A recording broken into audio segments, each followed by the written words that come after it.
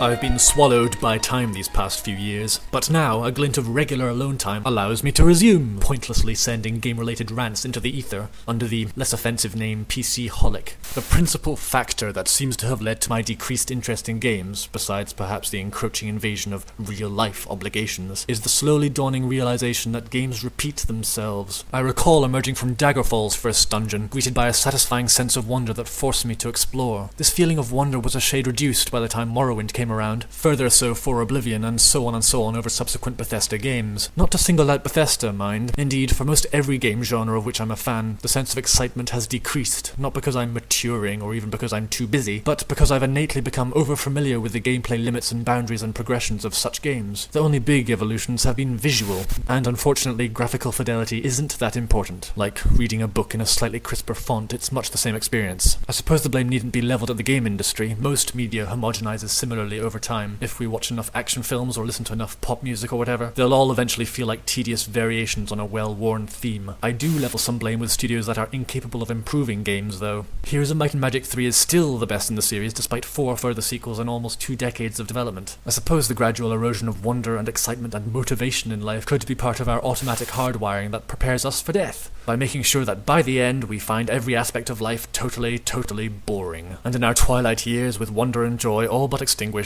many of us will close our minds and screw over the young.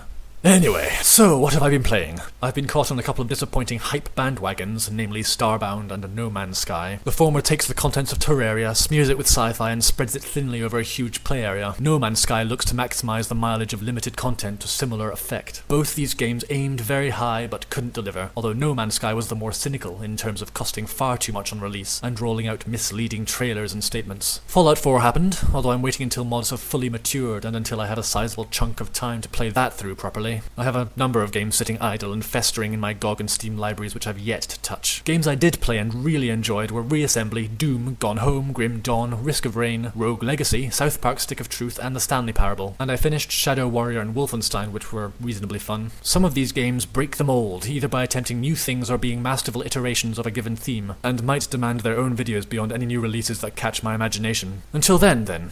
And thank you for remaining subscribed for so long. I wouldn't have bothered to resurrect this pastime had you all buggered off.